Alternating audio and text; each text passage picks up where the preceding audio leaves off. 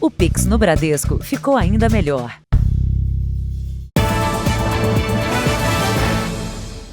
Boa noite. Boa noite.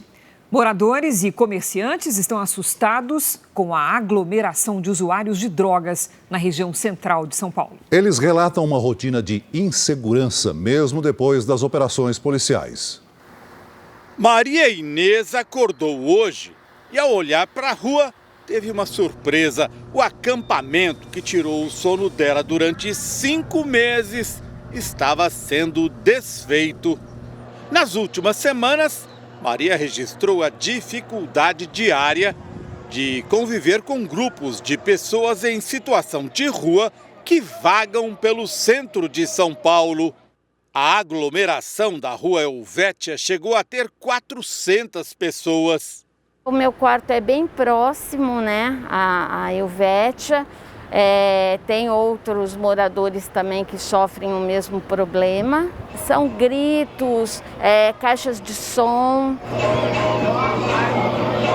Hoje, depois da ação policial de busca e apreensão de drogas, um grupo esperava numa esquina pelo próximo destino. O que era a Cracolândia inchou com o aumento do número de pessoas que moram nas ruas, muitas das quais sem qualquer relação com o uso ou tráfico de drogas. Mas entre elas vivem dependentes químicos que consomem crack e passam a noite em meio à sujeira. Nas ruas Conselheiro Nébias e Vitória, o dormitório ao ar livre afasta os clientes. Essa é a perspectiva de quem olha de dentro do comércio para as ruas. O dono diz que já demitiu 5 funcionários por falta de movimento. Os clientes não conseguem chegar perto das lojas e com isso nós estamos perdendo funcionários, famílias, né, que dependem da gente. A gente acaba mandando embora porque não tem condições, né? A situação está tão grave que um grupo de síndicos e comerciantes decidiu entrar com uma série de ações na justiça contra a Prefeitura de São Paulo para que ela encontre um lugar adequado para as milhares de pessoas em situação de rua que hoje vivem aqui no centro de São Paulo. Eles pedem uma saída para a crise, que preserve os direitos dos moradores e de quem vive nas ruas. Este síndico diz que o prédio que ele administra, vizinho a um acampamento, perdeu inquilinos e o preço dos imóveis desabou. A gente pode dizer que já de 40% a 50% ninguém mais consegue vender porque não tem interesse, não tem procura. Vizinhos do acampamento da Rua dos Andradas dizem que quando a noite cai, eles ficam inseguros de sair de casa. Quando a Guarda Municipal atua, o acampamento rapidamente muda para a Rua dos Gusmões, a 200 metros de distância. Mas lá o grupo encontra mais viaturas. Confusões à noite são constantes. Eu me sinto frustrada, porque pra onde que eu trouxe meus filhos? O sonho é ter a rua tranquila, né? Um lugar que eu possa receber minha família, receber meus amigos, poder sair de casa sem medo. O Jornal da Record procurou a Prefeitura de São Paulo e a Guarda Civil Metropolitana, mas ainda não teve retorno. Veja agora outros destaques do dia. Tricampeão mundial de jiu-jitsu é assassinado no litoral paulista. Em Goiás, pai conta como foi fazer o parto da própria filha dentro do elevador. Conselho que defende a livre concorrência vai investigar institutos de pesquisas eleitorais. PT tenta censurar na justiça reportagens que associam Lula a ditadores de esquerda. E os compromissos de campanha dos candidatos à presidência a 17 dias das eleições.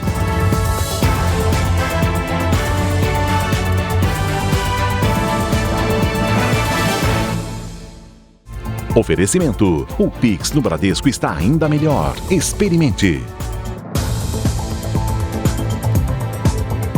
A polícia de São Paulo prendeu um homem suspeito de cometer assaltos violentos na zona sul da cidade. Numa dessas ações, a vítima foi baleada porque não estava com o telefone celular. Os policiais seguiram cedo para a casa do suspeito. Ele mora bem perto dos bairros em que costuma agir. Nem isso ele se preocupava, em ser reconhecido por outros moradores. A polícia procurava o criminoso há quase um mês, quando ele baleou um jovem durante um roubo a 2 quarteirões da casa dele. Rayan da Silva tem 19 anos e várias passagens enquanto ainda era menor por roubo e furto. Câmeras de segurança flagraram o suspeito à procura de uma vítima pelo bairro. Ele está em uma moto sem placa. As imagens não mostram, mas aqui no fim da rua ele rendeu 3 amigos que conversavam na calçada. O suspeito queria o celular das vítimas. Um jovem que estava sem um aparelho foi baleado 2 vezes. Ele foi levado ao hospital em estado grave, mas já se recuperou. Trata-se de um indivíduo extremamente violento, que não mede consequências. Por ele ter efetuado 2 disparos de arma de fogo sem nenhuma das vítimas ter reagido, isso demonstra o perfil desse criminoso. Frio e extremamente violento. A polícia investiga se ele está envolvido também em um outro crime recente, o furto de motocicletas nesta concessionária. Na ação, criminosos invadiram a loja e levaram de uma só vez 6 motos. Uma delas foi a usada pelo suspeito preso durante a tentativa de latrocínio, que é o roubo seguido de morte. Capitais, cidades do interior e estados brasileiros têm leis regionais que obrigam a prestação de socorro quando um animal é atropelado em vias urbanas. Mas, segundo especialistas, a falta de uma legislação nacional específica para esses casos dificulta a aplicação de multas e punições. O Adriano viu o cachorro dele ser atropelado por uma van escolar em São Bernardo do Campo, na Grande São Paulo. Ele conta que tinha acabado de entrar num ônibus quando viu um veículo subir na calçada e atingir o animal de estimação. Na hora que eu vi que ele atropelou e já ficou no chão, aí eu peguei e pedi pro motorista parar para me descer, para me socorrer o cachorro. O cachorro sobreviveu ao atropelamento, passou por cirurgias e ainda pode ter uma das patas amputada. O tratamento já custou R$ 4.500. O Adriano anotou a placa e localizou o motorista. Eles se negaram a pagar e o que eles queriam ajudar com o custo era com R$500 só. O Adriano ainda não registrou o boletim de ocorrência. No Brasil ainda não existe uma lei ambiental que possa orientar e até punir casos de atropelamentos de animais em vias públicas. Mas o fato do motorista não prestar socorro pode ser configurado como crime ambiental e até maus tratos. A pena, além de multa, prevê até 1 ano de reclusão. E nos casos que envolvem cães e gatos, pode chegar a 5 anos de prisão. Essa lei agora em 2020, ela foi alterada pela Lei Sanção e no caso de pets, cães e gatos, há o aumento da pena. Porque você leva em consideração que o atropelamento e o não socorro, porque atropela e deixa, vai gerar dor, sequelas nos animais e até a morte. As câmeras desta rua, na zona leste de São Paulo, gravaram o momento em que um carro atinge um cão da raça Poodle. Willy morreu dias depois. Flagrantes como esse são registrados todos os dias no Brasil. E na maioria dos casos, os motoristas não param para prestar socorro. Por isso, a advogada, especialista em causas de proteção aos animais, reforça a importância de se anotar a placa do veículo e registrar boletim de ocorrência em casos de atropelamento. Quando você vê um atropelamento, você filma, você tira a foto da placa com o boletim de ocorrência, as provas de investigação do boletim de ocorrência, que às vezes são as filmagens, você entra no cível para cobrar as despesas e os danos morais e o dano animal. Mais um caso de violência contra uma mulher é investigado no Rio de Janeiro. Desta vez, uma terapeuta acusa um personal trainer de agredi-la dentro de um shopping. Verônica tenta se recuperar da violência física e psicológica que sofreu. Eu estava sentada, eu não estava esperando aquilo, ele já veio, ele não me deu nem chance de... Ele nem conversou nem nada, ele já veio me agredindo. Ela acusa o personal trainer Rafael Bronx de agredi-la dentro deste shopping na zona sul do Rio. Eles se conheceram na academia e tiveram um relacionamento antes de Verônica descobrir que Rafael tinha namorada. Ela questionou o personal e ele negou o romance. Amor, vou te chamar até de amor. Confia nas coisas que eu tô te falando. Não tem mais nada com entendeu? Confia no que eu tô te falando. É isso, acabou. Acabou a história. Quando eu te falar uma coisa, confia no que eu te falo. Não sou criança. entendeu? Verônica e a mulher, que seria namorada de Rafael, resolveram conversar. Ao ver as duas juntas, o homem teria atacado Verônica com xingamentos e golpes no rosto. Se eu pudesse, é o que eu falei, se eu pudesse voltar no tempo e não ter ido à academia naquele dia, eu teria, sabe? Não tá passando por isso agora. Rafael foi preso em flagrante, mas pagou fiança e foi liberado. Ele vai responder por injúria e ameaça pela Lei Maria da Penha. Ele está proibido de entrar em todas as unidades da academia. A defesa da vítima pede que o caso seja investigado pela Delegacia da Mulher e que o personal responda também por lesão corporal, quando há agressão física. Verônica pediu medidas protetivas contra Rafael Bronx. Ele não pode mais se aproximar dela. Só este ano já foram feitas em todo o país quase 12 mil denúncias de violência contra mulheres. Cerca de 2 mil só no Rio de Janeiro. Verônica é terapeuta e costuma atender vítimas de casos parecidos, mas nunca imaginou que também passaria por isso. Ela reforça a importância de denunciar. Eu tive que ir para a delegacia porque ele estava completamente fora de si. O advogado de defesa do personal trainer disse que ainda não leu o processo e que só depois irá se pronunciar. Soldados russos vão ajudar os civis a deixar a região de Kherson, no sul da Ucrânia. A decisão revela as dificuldades que as tropas de Vladimir Putin estão enfrentando para manter o controle do território. Kherson é uma das 4 regiões anexadas pelos russos, em um movimento condenado pela Organização das Nações Unidas. Em outra frente, a Rússia voltou a afirmar que a eventual entrada da Ucrânia na aliança militar da OTAN, que reúne 30 países, entre eles os Estados Unidos, significaria uma escalada para a Terceira Guerra Mundial. A declaração é de um representante do Conselho de Segurança da Rússia. No final de setembro, a Ucrânia solicitou formalmente a adesão rápida à OTAN. Hoje, ao menos 40 cidades e vilas ucranianas foram atingidas por mísseis disparados pelos russos. O espanhol Josep Borrell, que é chefe das relações exteriores da União Europeia, deu uma declaração ameaçadora num evento na Bélgica. Ele afirmou que se houver um ataque nuclear da Rússia à Ucrânia, a resposta dos países do Ocidente seria tão poderosa que o exército russo seria aniquilado. O parlamento iraquiano elegeu um novo presidente. Durante a sessão, o Congresso foi alvo de um ataque com foguetes. Abdel Latif Rashid, de 78 anos e origem curda, foi eleito com boa vantagem. Uma das primeiras medidas foi nomear o primeiro-ministro, que vai buscar uma reconciliação entre grupos xiitas.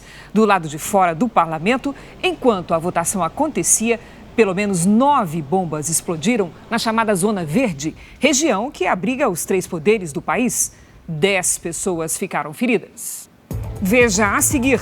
Crise econômica e inflação atingem a Europa e os Estados Unidos. E veja também, institutos de pesquisas eleitorais serão investigados por órgão que protege a livre concorrência.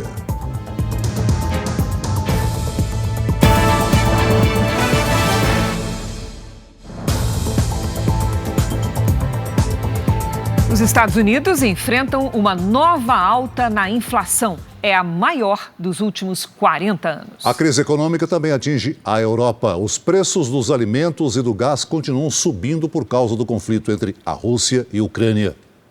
Um dos alimentos mais básicos no cardápio pode se tornar um artigo de luxo. O custo médio do pão na União Europeia aumentou 18% em agosto em relação ao mesmo mês do ano passado. A Alemanha registrou 10% de inflação em setembro. É a maior taxa dos últimos 70 anos.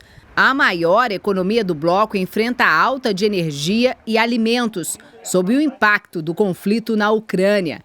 As companhias energéticas do país pretendem repassar o prejuízo para os clientes nos próximos meses. Em Lisboa, a capital portuguesa, houve aumento no número de pessoas que vivem nas ruas.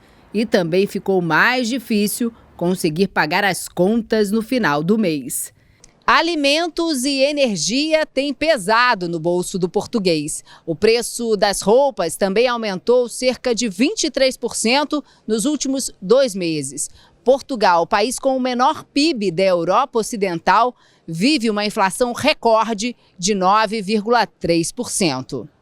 Já nos Estados Unidos, a inflação subiu 0,4% em setembro, acima do que era esperado pelo mercado. No acumulado dos últimos 12 meses, a alta foi de 8,2%. Para conter o avanço, o Banco Central americano deve anunciar um novo aumento da taxa de juros ainda este mês. Especialistas afirmam que os preços de moradia, alimentação e assistência médica contribuíram para a piora da economia no mês passado. No terceiro dia de compromissos nos Estados Unidos, o ministro da Economia, Paulo Guedes, se encontrou com ministros das Finanças e presidentes de bancos centrais do G20, que é o grupo dos países mais ricos do mundo. O nosso correspondente Vandrei Pereira está em Washington e traz os detalhes. Olá, Vandrei. Olá, Cris, Celso, muito boa noite. Aqui na sede do Fundo Monetário Internacional, Paulo Guedes falou hoje em 3 reuniões do FMI sobre infraestrutura, finanças sustentáveis e também tributação internacional. Os jornalistas não puderam acompanhar os encontros. O ministro também teve compromissos bilaterais, um deles com o ministro da Economia da Argentina. Guedes também se reuniu com a diretora-geral da Organização Mundial do Comércio e ainda com o secretário-geral da OCDE, Organização para a Cooperação e Desenvolvimento Econômico. Esse é um grupo de países ricos e emergentes. O Brasil está em processo de adesão à OCDE. E a vantagem disso é que os países que integram o grupo têm mais facilidade para atrair investimentos. Bem, o presidente do Banco Central do Brasil, Roberto Campos Neto, também discursou hoje. Ele falou sobre a regulação do setor financeiro. De Washington, Vandrei Pereira. Obrigada, Vandrei. Em Cuba, crescem os protestos contra os apagões que afetam mais de 40% do país. Em algumas cidades, os moradores ficam até 9 horas sem energia elétrica. A situação é ainda pior nos horários de pico. A precariedade no fornecimento de energia piorou depois da passagem do furacão Ian, mas a população já enfrentava problemas. As usinas termoelétricas do país têm mais de 40 anos e não dão conta da demanda. Algumas instalações já pegaram fogo. Além das dificuldades, manifestantes denunciam que os protestos pacíficos são reprimidos com violência pela polícia. A ditadura de esquerda que governa o país disse que o número de apagões vai cair até o final do ano. Veja a seguir, campeão de jiu-jitsu é assassinado no litoral paulista. E ainda hoje, PT tenta censurar reportagens que associam Lula a ditadores de esquerda.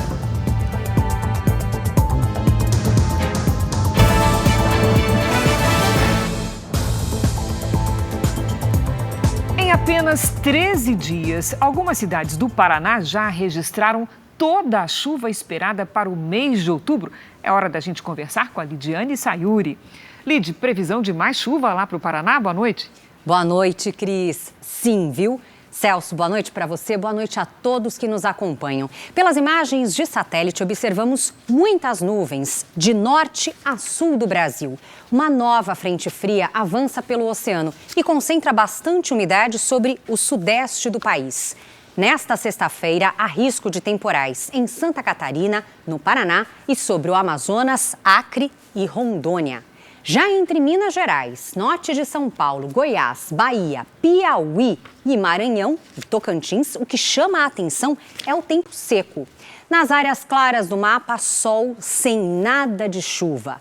Em Florianópolis, dia de temporais com 20 graus. No Rio de Janeiro, máxima de 28 com chuva fraca à noite. Em Campo Grande, 27 com sol, chuva e raios. Em Aracaju, 29 e em Belém, até 32 graus. Na capital paulista, todas as estações em um único dia. Preparem roupa leve, casaquinho e guarda-chuva. Tempo mais fresco logo cedo, à tarde esquenta e pode ter pancadas de chuva. Nesta sexta faz até 25 graus. No sábado, 22 e no domingo até 27. O primeiro Tempo Delivery de hoje é para o Gilberto de Ouro Preto, Minas Gerais. Vamos lá. Oi, Gilberto. Olha, nem sinal de chuva por aí. O tempo segue firme com sol e poucas nuvens. Nesta sexta, máxima de 29 graus. No sábado e no domingo, os termômetros chegam aos 26. A Eliane e o marido, o xará Celso, estão de olho na previsão para a cidade de Caldas Novas, Goiás. Vamos lá, pedido de casal, hein? Seguinte, casal, os próximos dias serão de bastante sol e poucas nuvens. Não desgrudem das garrafinhas de água. Nesta sexta faz até 33 graus. No sábado, 32 e no domingo até 30. Previsão personalizada para qualquer cidade do Brasil e do mundo é aqui no Tempo Delivery. Mande seu pedido pelas redes sociais com a hashtag #VocêNoJR. Celso, Cris. Valeu, Lidi. Até amanhã, Lidi. Na Argentina, a pobreza tem provocado o aumento da procura por produtos e até alimentos nos lixões. Mal os caminhões chegam e há homens e mulheres à espera do que eles trazem. As pessoas reviram as montanhas de lixo atrás de comida ou qualquer coisa que possa ser vendida para a reciclagem.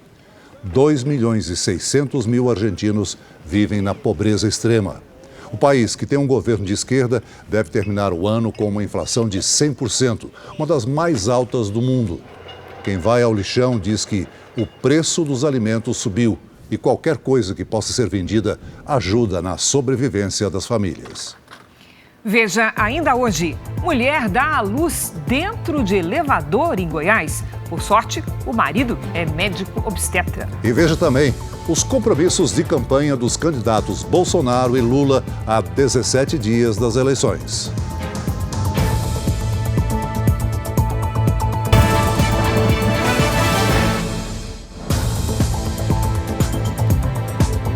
No Rio de Janeiro, um casal de empresários que ostentava uma vida de luxo nas redes sociais foi preso por tráfico de armas. Os dois são suspeitos de usar empresas de importação para lavar dinheiro do crime. As investigações levaram os policiais a esse prédio na Barra da Tijuca, onde o casal morava. Anderson Luiz Miguel e Tatiana do Nascimento Rodrigues viviam juntos aqui havia 5 anos. Nas redes sociais, os dois ostentavam luxo em passeios de lancha e viagens internacionais. Ele tentava se passar como um empresário bem-sucedido, desfrutava, sim, de uma vida de luxo, em bons apartamentos, carros bons, e isso tudo tentando se passar como uma pessoa comum. Mas uma apreensão de armas em fevereiro deste ano, na rodovia Rio Santos, mudou o enredo da vida do casal. Nessa blitz, 2 pessoas foram presas e tiveram sigilos dos telefones quebrados pela justiça. Nas mensagens, uma troca de áudios entre um dos suspeitos e Anderson. Na gravação, ele orienta como embalar a mercadoria e um truque para enganar os cães farejadores. Não esquece de colocar aquelas munição, embala bem elas, passa bastante anti-cachorro, né? De segunda para terça, você passa bastante, entendeu? Deixa bem passadinho. Anderson está no Rio de Janeiro desde 2017. Aqui ele usava uma identidade falsa para encobrir o passado criminoso e ficar fora do radar da polícia. A investigação descobriu que Anderson Luiz Miguel já foi chefe do tráfico no Paraná, tem mandado de prisão em aberto e atuava em outros estados que fazem fronteira com países produtores de drogas.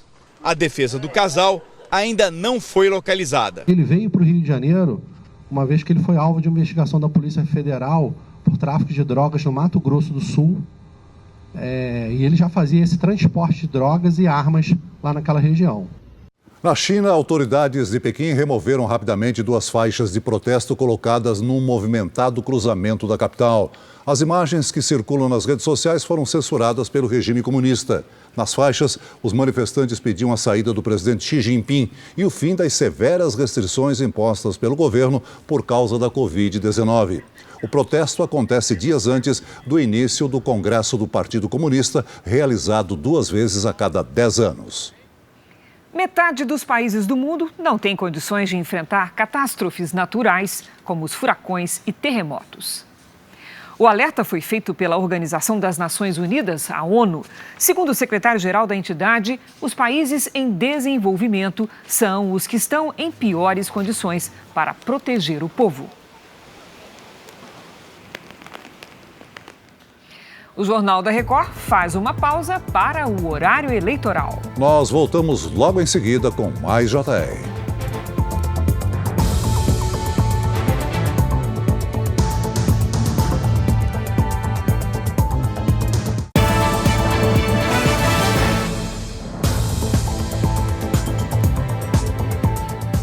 Um Um homem assassinou um lutador tricampeão mundial de jiu-jitsu em um restaurante de Praia Grande, no litoral de São Paulo. O atirador ainda matou outro cliente e, antes de ser preso, fez uma família refém. A polícia investiga a motivação do crime. O circuito de monitoramento do restaurante registrou o momento dos disparos. Um cliente está parado enquanto espera o transporte para ir embora. O criminoso aparece e dá um tiro pelas costas. O homem armado entra no restaurante e as pessoas correm desesperadas. Em seguida, ele atira contra outro cliente e depois deixa o local. Os dois baleados não resistiram. Tainan Igor, de 25 anos, era para-atleta de jiu-jitsu pela Confederação Brasileira. O lutador foi 3 vezes campeão mundial. Ele estava no restaurante com a noiva e amigos. Cara bom, cara especial, menino que nunca deu trabalho para ninguém.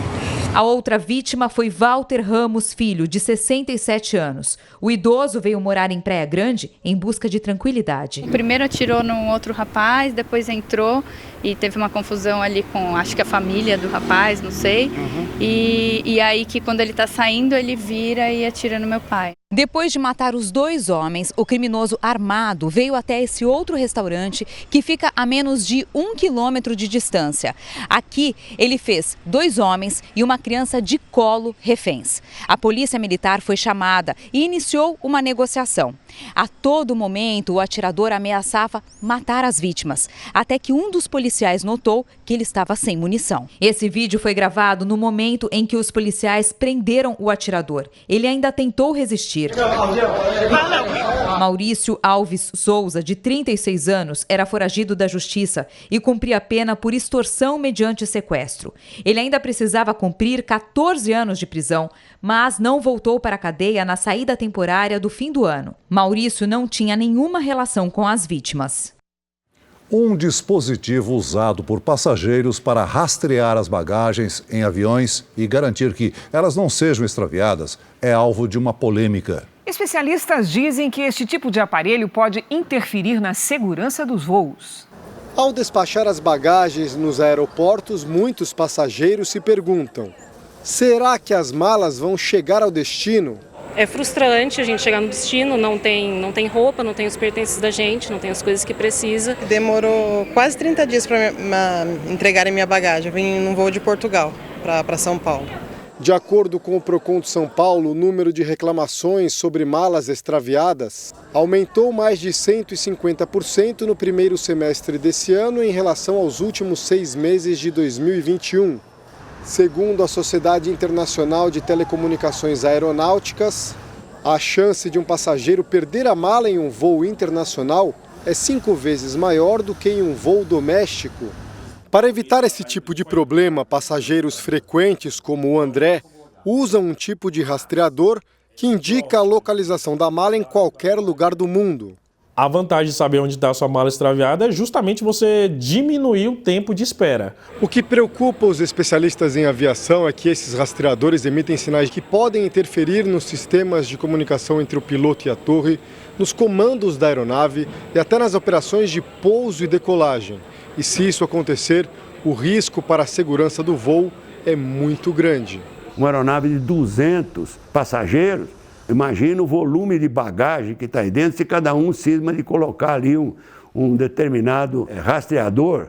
O especialista alerta que mesmo que esse tipo de equipamento seja homologado, sempre existe a preocupação com rastreadores piratas. Colocar isso dentro de uma bagagem e você ter uma consequência muito grave por conta desse pirata que está sendo colocado dentro de uma mala de viagem, etc. As companhias brasileiras ainda não se posicionaram sobre uma possível proibição do equipamento. E, por enquanto, André não pretende abrir mão da tecnologia. Eu vou continuar usando, até porque eu coloco lá no fundo da minha mala. É muito útil, não vou deixar de utilizar, né? A partir de hoje, motoristas que não cometeram infrações no último ano e já estão cadastrados no Registro Nacional Positivo de Condutores do Governo Federal podem receber os benefícios do programa. A hora da recompensa pelo comportamento exemplar. coisa boa para beneficiar o motorista, sempre é bem-vindo, né? Acho importantíssimo e benéfico para a gente também, que é condutor. Muito bom, para os taxistas são muito bom isso aí. Você vê a gente que fica na rua o dia inteiro, né? É muito bom isso aí. O cadastro positivo de condutores, criado pelo Ministério da Infraestrutura, vai premiar a boa conduta de quem não cometeu qualquer infração de trânsito nos últimos 12 meses. A gente tem acabado com essa ideia de indústria da multa. Nossa ideia aqui é que o brasileiro, que o motorista, o condutor, tenha real conhecimento de onde ele está trafegando, de qual é a legislação que ele precisa seguir. E o cadastro positivo, ele vem então para incentivar isso, para fomentar, para garantir que o brasileiro ele ande na legislação. De acordo com o Ministério da Infraestrutura, 1.400.000 motoristas já estão cadastrados. A adesão é voluntária e muito simples. Basta entrar no aplicativo da Carteira Digital de Trânsito pelo celular e, na área do condutor, autorizar a inclusão no cadastro positivo. A inscrição também pode ser feita no site da Secretaria Nacional de Trânsito. Entre as vantagens estarão descontos em impostos, no pagamento de pedágios, apólices de seguro e no aluguel de veículos. Cada estado vai definir o que será oferecido ao condutor. A gente está falando de um cidadão que anda na lei, que para o veículo no local correto, que anda na velocidade da via, ou seja, tem um cuidado na hora de trafegar ali nas nossas vias públicas. E esse cidadão, então, é um cidadão que corre muito menos risco de sofrer um acidente de trânsito, de estar envolvido em alguma circunstância que possa colocar em risco não só a sua própria vida, como o veículo ou outros usuários no setor de trânsito. Agora veja essa história, Celso. Uma mulher deu à luz dentro de um elevador na cidade de Anápolis, Goiás. Os pais estavam indo para a maternidade, mas a bebezinha não quis esperar. E o curioso, né, Cris, é que o pai é obstetra e tinha preparado tudo para um parto de rotina no hospital. O pai está com uma toalha na mão, leva ainda a bolsa da esposa e a sacola da maternidade. A mulher está ofegante. Quando as contrações ficam mais fortes, ela se agacha e percebe que a bebê está nascendo. E falei pro Danilo, amor, a Júlia tá nascendo. Aí ele só agachou e pegou a Júlia dentro do elevador mesmo. O vídeo seguinte já mostra a mãe com a filha nos braços, entrando novamente no elevador, a caminho da maternidade. Júlia é a segunda filha do casal. Nasceu pesando 3 quilos, 670 gramas, no dia 19 de setembro. Mas as imagens só foram divulgadas agora. Apesar do parto apressado, mãe e filha estão ótimas. A grande ironia disso tudo é que o pai é obstetra. A Débora ligou para o marido dizendo que a bolsa havia rompido. O Danilo saiu imediatamente do consultório para buscar a esposa. Chegou em 20 minutos. Acostumado a fazer parto normal, ele sabe que às vezes pode ser muito rápido, mas jamais imaginou que seria no elevador. Eu costumo dizer que quem fez o parto da Débora foi ela mesma. A Júlia dispensou não só os serviços do pai, mas todo o aparato que estava montado no hospital.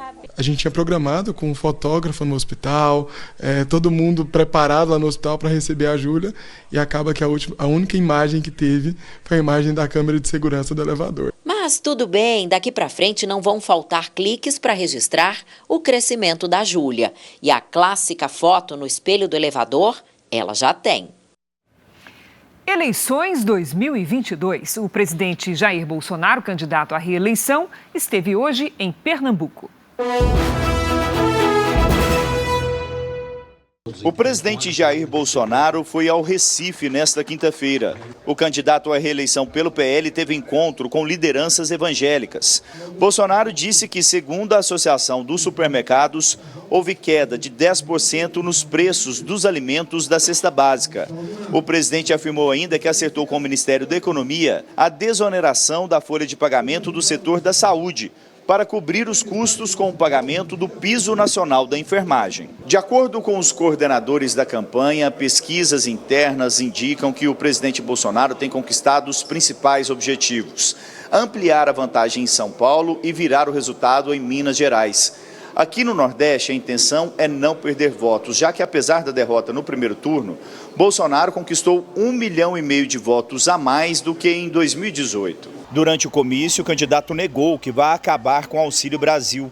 Sou apaixonado por uma nordestina e a minha filha, em suas veias, corre sangue de cabra da peste. Não adianta rotular. Aqueles que falam que eu vou acabar com o Auxílio Brasil, é mentira! O presidente seguiu depois para um encontro com educadores e empresários em São Paulo. Nessa sexta-feira, Jair Bolsonaro vai a Duque de Caxias e depois a Belo Horizonte. O candidato do PT, Luiz Inácio Lula da Silva, teve agendas em 2 estados do Nordeste. Pela manhã, Luiz Inácio Lula da Silva esteve em Aracaju, Sergipe. Ele participou de uma caminhada na Praça da Bandeira. Em cima de um carro aberto, Lula cumprimentou os apoiadores e depois falou à imprensa. E gerar empregos imediatamente, todo mundo sabe que quando uma economia começa a crescer, que começa você ver muita grua fazendo prédio novo, ali você consegue gerar muito emprego. Que você vai pegar as pessoas que não têm uma qualificação, não tem curso médio. À tarde, Lula também participou de uma caminhada em Maceió. Paulo Dantas, governador do estado e aliado de Lula, que foi afastado por suspeita de desvio de dinheiro público, participou do evento.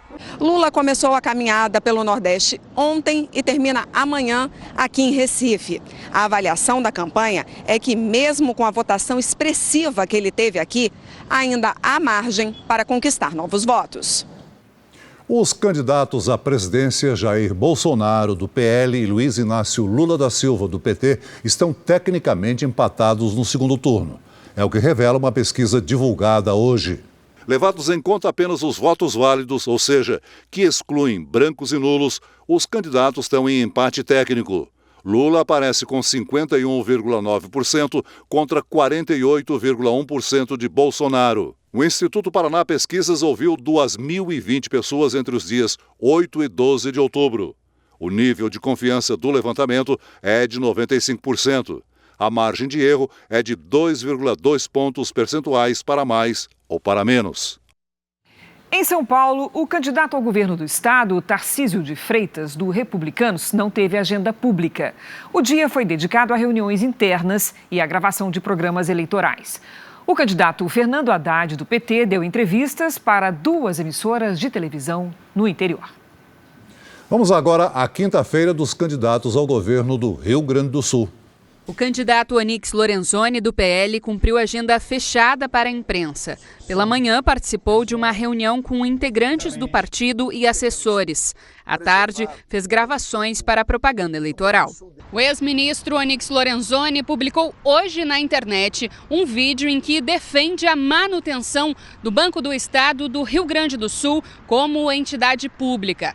A possibilidade de privatização do Banrisul é um dos debates que ganharam força neste segundo turno após o ex-governador e candidato tucano Eduardo Leite voltar atrás sobre a venda do banco. O Banrisul, dentro de um ecossistema econômico, ele pode e deve ser uma grande alavanca de desenvolvimento. É o crédito para o pequeno lojista, para o dono do pequeno negócio, do agricultor familiar, do pequeno e micro produtor rural. Para quê? Para que ele possa evoluir, trazer mais tecnologia, melhorar sua renda. Eduardo Leite participou hoje de manhã de entrevistas para veículos de comunicação. Depois almoçou com membros da Associação Comercial, Industrial e de Serviços da Grande Porto Alegre, quando saiu em defesa da gestão dele à frente do governo gaúcho. Nós temos um serviço prestado ao Estado. Pegamos um governo que tinha dificuldades em pagar as contas, embora um esforço sendo feito aí pelo governo que nos antecedeu. Ao longo desses últimos 8 anos, o Estado fez reformas, se reestruturou, encaminhou privatizações para poder botar as contas em dia. E agora a gente tem capacidade de fazer investimentos para o futuro. O Superior Tribunal de Justiça manteve por 10 votos contra 2 a decisão da ministra Laurita Vaz, que afastou do cargo o governador de Alagoas e candidato à reeleição Paulo Dantas, do MDB. Quem traz os detalhes é o nosso colega Clébio Cavagnoli, direto de Brasília. Boa noite, Clébio.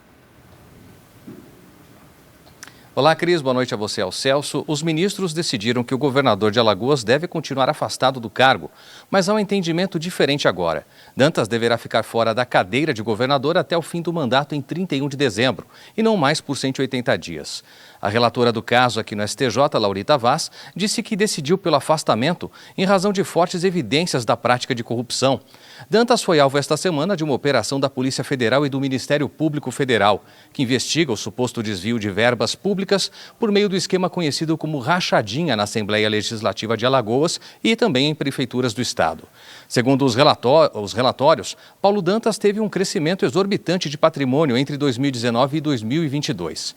Dantas é aliado político do candidato à presidência Luiz Inácio Lula da Silva, do Partido dos Trabalhadores. Os dois se reuniram um dia antes do afastamento que foi ordenado pela Justiça. Cris, Celso. Obrigada pelas informações, Clébio. Ainda em Brasília, o Conselho Administrativo de Defesa Econômica, o CAD, vai investigar os institutos de pesquisas eleitorais. O órgão, que é vinculado ao Ministério da Justiça, tem a missão de proteger a livre concorrência entre as empresas. Luiz Fara Monteiro explica como vai ser essa investigação. Boa noite, Fara. Oi, Cris. Boa noite a você, ao Celso e a todos que nos acompanham. Esse pedido, Cris, foi feito hoje pelo presidente do CAD, Alexandre Cordeiro, ao superintendente do mesmo órgão, Alexandre Barreto. A superintendência é responsável pelas investigações administrativas de cartel no país. Cartel, a gente sabe, é quando empresas concorrentes se associam sem nenhuma transparência em busca de um mesmo objetivo. Nesse ofício, o presidente do CAD afirma que a chance dos institutos errarem em conjunto é muito pequena. Por isso, a necessidade é de uma avaliação bem detalhada sobre as pesquisas no primeiro turno das eleições. O presidente do CAD suspeita que essas empresas que realizam as pesquisas podem ter trocado informações para influenciar o eleitor. A combinação de dados é uma das principais características do cartel e agora a superintendência do órgão vai abrir um inquérito administrativo para apurar se há indícios suficientes para uma investigação. A multa, em caso de condenação por cartel, pode chegar a 20% do faturamento bruto das empresas. Nós tentamos contato com os institutos de pesquisas, mas não tivemos retorno. Cris e Celso. Obrigada, Fara. E a Polícia Federal abriu um inquérito para investigar os institutos de pesquisa. A investigação foi solicitada pelo ministro da Justiça, Anderson Torres, e será realizada no Distrito Federal pela Delegacia de Crimes Fazendários. A coligação do candidato Luiz Inácio Lula da Silva acionou o Tribunal Superior Eleitoral com um pedido de retirada de um conteúdo jornalístico do site de A Gazeta do Povo. A reportagem explica com fatos históricos a relação do ex-presidente petista com o ditador da Nicarágua, Daniel Ortega. Uma tentativa de censurar um conteúdo jornalístico. Essa é a reportagem que o PT quer retirar do ar. O relacionamento entre Lula e ditador da Nicarágua está bem documentado. A matéria deixa bem claro que o conteúdo reúne diversos fatos históricos de conhecimento público sobre a relação do petista com Ortega. Em 2007, Lula, na época presidente da República, visitou a Nicarágua após vitória eleitoral de Ortega. Segundo a reportagem, o mês de novembro de 2021 é crucial para entender que a relação amistosa de Lula e do PT com o regime de Ortega perdura até hoje. Defendendo Ortega em uma entrevista ao jornal espanhol El País, Lula perguntou por que Angela Merkel pode ficar 16 anos no poder e Daniel Ortega não? Por que Margaret Thatcher pode ficar 12 anos no poder e Chaves não? A reportagem informou ainda que no dia 10, o PT apagou discretamente uma nota de apoio a Ortega depois que ele foi eleito para seu 5º mandato, resultado considerado fraudulento, com todos os opositores do ditador presos ou exilados. Além de retirar todo esse conteúdo do ar, a coligação do ex-presidente pede que o jornal seja impedido de fazer novas reportagens que demonstrem uma suposta ligação de Lula com ditadores. Os advogados do PT classificaram a reportagem como, abre aspas, desinformação e propaganda eleitoral negativa, fecha aspas. Para o chefe de redação da Gazeta do Povo, se trata de uma ação com o objetivo de calar a imprensa. A justiça, a pedido do PT, está entendendo que a história não pode ser mostrada para a população. Obviamente, isso é uma agressão à liberdade de imprensa. A ação movida pelo Partido dos Trabalhadores será analisada pelo ministro Paulo de Tarso Sanseverino, do Tribunal Superior Eleitoral. No começo desse mês, o ministro já havia determinado a remoção de um tweet com uma outra notícia publicada pela Gazeta do Povo, que também associava o ex-presidente com regimes de ditadura. A Associação Nacional de Jornais lamentou o pedido de censura. É triste e assustador se constatar que ainda hoje se tente censurar a imprensa no Brasil. A ANJ espera que as autoridades judiciárias respeitem os preceitos mais básicos da Constituição, diz a nota. O Instituto Democracia e Liberdade também fez uma nota de repúdio e disse que a liberdade de expressão, de imprensa, a liberdade em si, não podem ser censuradas ou tolhidas. O ex-presidente Luiz Inácio Lula da Silva demonstrou ter uma relação próxima com ditaduras de esquerda durante e depois do período em que governou o país. Acompanhado de Dilma Rousseff, Lula prestou homenagens póstumas em Cuba ao ex-ditador Fidel Castro em 2016. Em 2009, o Brasil instalou uma embaixada na capital norte-coreana, Pyongyang. A Coreia do Norte tem um dos regimes comunistas mais fechados do mundo. Pouco mais de 20 países têm representação no território governado pelo ditador Kim Jong-un. O ex-presidente Lula também já demonstrou simpatia a outras ditaduras de esquerda, como China e Venezuela, que passa por uma crise de mais de uma década. Não pode valer apenas a argumentação dos petistas que querem, de alguma forma, manipular o passado. É um apagão de liberdade, é uma tentativa de reescrever a história e isso torna o cenário muito mais crítico. E uma informação que acaba de sair: o prazo para quem precisa atualizar os próprios dados no Cadastro Único do governo foi prorrogado por mais 30 dias. Ele venceria amanhã. Estar em dia no CadÚnico é fundamental para receber os benefícios sociais de programas como o Auxílio Brasil, o benefício de prestação continuada e a tarifa social de energia elétrica. A polícia prendeu em flagrante hoje à tarde 2 mexicanos da Grande São Paulo. Os 2 homens são suspeitos de integrar um cartel de tráfico internacional de drogas. Eles vendiam a substância sintética conhecida como MD em festas de luxo. De acordo com a polícia, a droga vinha do leste europeu. Os mexicanos estavam com 2 armas de fogo falsas no momento da prisão. A polícia apreendeu 2 passaportes e investiga se os documentos são verdadeiros. Com relação à reportagem que abriu a essa edição, a Prefeitura de São Paulo disse que, desde a dispersão da chamada Cracolândia, ampliou as vagas de atendimento para os dependentes químicos e oferece mais de 2.300 vagas para os serviços de internação e de terapia. A Guarda Civil Metropolitana diz que o patrulhamento comunitário na região central atua 24 horas por dia. A Polícia Militar informou que também intensificou o policiamento na região. A polícia investiga a morte de uma fisiculturista argentina em um hotel em São Paulo. A atleta de 30 anos havia participado de uma competição e conquistou o vice-campeonato. No Campeonato Sul-Americano de Fisiculturismo, a Argentina parecia estar bem. Horas antes de morrer, Joana Cola, que tinha 30 anos, foi vice-campeã numa das categorias. Conta essa amiga da atleta. Conversou comigo uma hora antes, previo a esta tragédia, uma hora e meia antes, que foi quando terminou sua competência, e realmente foi muito gratificante para mim, porque estava muito feliz por ela. A competição aconteceu neste hotel em São Paulo, o mesmo onde a atleta estava hospedada. O namorado, que também é argentino, estava com ela no quarto. Ele já foi ouvido pela polícia 2 vezes. Disse que Joana havia interrompido o uso de anabolizantes há 2 semanas e viu quando ela tomou um comprimido para dormir. Ela teria passado mal e o namorado foi até a recepção para pedir ajuda. A polícia periciou o quarto do casal. Segundo o delegado, o corpo da fisiculturista não tinha sinais de violência. Laudos do Instituto Médico Legal vão indicar a causa da morte. Não há sinais de violência, não havia bagunça no quarto. O que gerou essa parada cardiorrespiratória dela aí somente um laudo, se foi uma ingestão de alguma substância, se era alguma patologia que ela tinha. Joana estava no Brasil havia 3 dias para participar do campeonato. O corpo da atleta já foi liberado e deve ser sepultado na Argentina.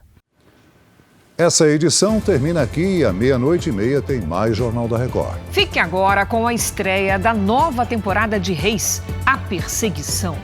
E logo depois de Amor Sem Igual, tem eliminação ao vivo em A Fazenda. Ótima noite para você. Boa noite.